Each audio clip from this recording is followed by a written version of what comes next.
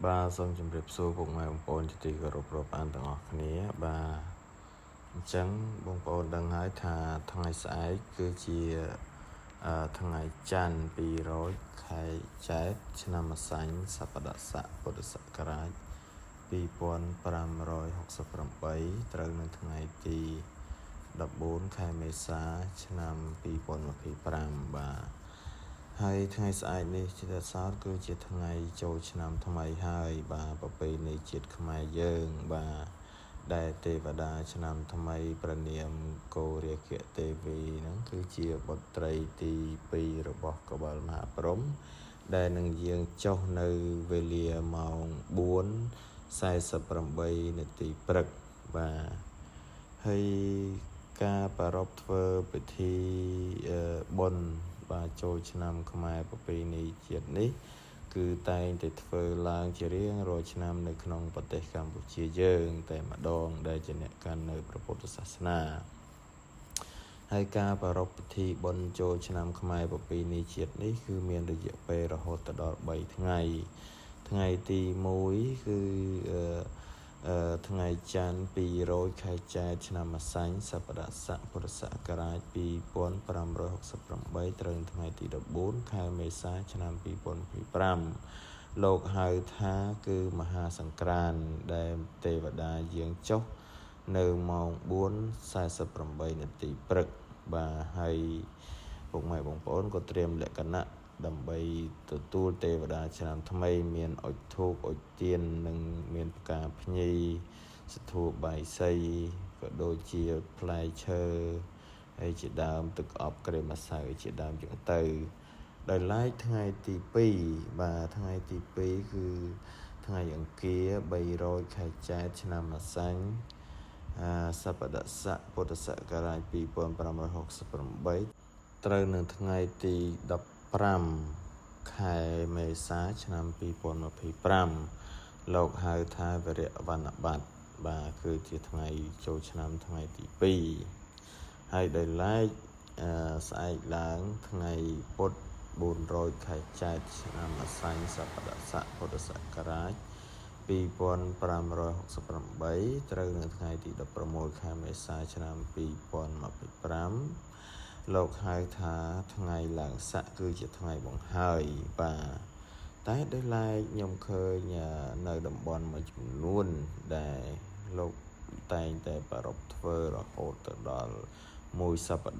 តាហ៍ក៏មានកន្លែងខ្លះធ្វើរហូតទៅដល់2សប្តាហ៍ក៏មានបាទតែដោយឡែកសប្តាហ៍ថ្ងៃនេះគឺពុំសូវមានទីកន្លែងណាដូចជាវត្តអារាមវត្តណាខេត្តណាស្រុកណាដែលចំណាយពេលធ្វើយូរនោះទេគឺធ្វើតែរយៈពេលតែ3ថ្ងៃឬក៏4ថ្ងៃតែប៉ុណ្ណោះបាទហើយការទទួលទេវតាឆ្នាំថ្មីនេះគឺពុកម៉ែបងប្អូនត្រូវតែងើបពីម៉ោង 4:48 នាទីព្រឹកនៅថ្ងៃស្អែកនេះបាទត្រូវថ្ងៃទី14ខែមេសាឆ្នាំ2025នេះដើម្បីទទួលទេវតាឆ្នាំថ្មីដែលលោកតែងតែផ្លាស់ប្ដូរវេនពីបុត្រីទី1មកដល់បុត្រីទី2គឺព្រះនាងកោរាគៈទេវីនេះបាទដើម្បីផ្លាស់តំណែងក្រងតំណែងឆ្នាំថ្មីហើយក៏ពំនាំមកនៅសិរីសួស្តីជ័យមង្គលវិបុលសុខគ្រប់ប្រការចម្រើនកើតមានដល់ប្រជាពលរដ្ឋខ្មែរយើងដែលជាអ្នកកាន់ពុទ្ធសាសនាឲ្យជួបប្រសពតែសេចក្តីសុខសេចក្តីចម្រើនឈ្នះអស់រោគាទាំងពួង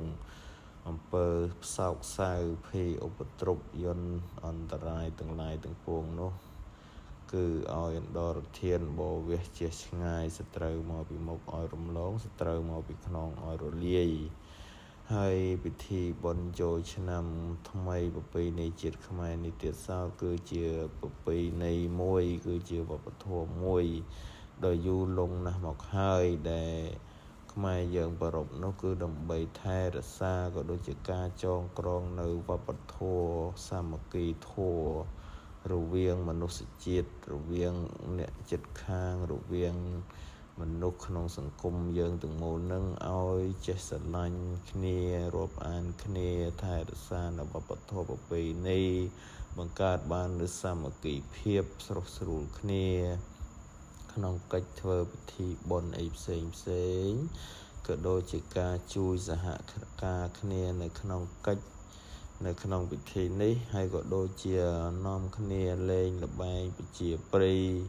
ជាច្រើនដែលខ្មែរយើងមានតាំងពីយូរណាស់មកហើយនោះមានបោះអង្គញ់លាក់កន្សែងចោលឈូងទាញព្រាត់បានលេងស្ដាច់ចង់ឲ្យជាដើមហ្នឹងហើយដែលជាប្រពៃណីវប្បធម៌ខ្មែរយើងនោះបាទហើយក៏សូមជូនពរជូនជ័យសិរីសួស្តីទេវតាឆ្នាំថ្មីទាំង8ទិសចុះជួយបីបាច់ថែរក្សាក្រុមគ្រួសារអស់លោកទាំងអស់គ្នាឲ្យជួបប្រសពតែសេចក្តីសុខជោគជ័យគ្រប់ភារកិច្ចការងារទាំងអស់ហើយនឹងជួបនៅពុទ្ធពរទាំង4ប្រការអាយុសូមឲ្យមានអាយុយឺនយូរវណ្ណៈសូមឲ្យមានពរសម្បុរកាយស្រស់ផរផង់ល្អសុខៈសូមឲ្យបានសុខកាយសប្បាយចិត្តពលៈសូមឲ្យមានកម្លាំងកាយនិងកម្លាំងបញ្ញាស្មារតីពុទ្ធមង្គលពរទាំង4ប្រការនេះចូលចម្រុងចម្រើនកើតមានដល់អស់លោកទាំងអស់គ្នានៅក្នុងបរិជាណាចក្រកម្ពុជាជាពិសេសគឺប្រជាពលរដ្ឋខ្មែរយើងដែលជាអ្នកកាន់ពុទ្ធសាសនាក៏សូមឲ្យថែរក្សាពុទ្ធសាសនាបានគង់វង្ស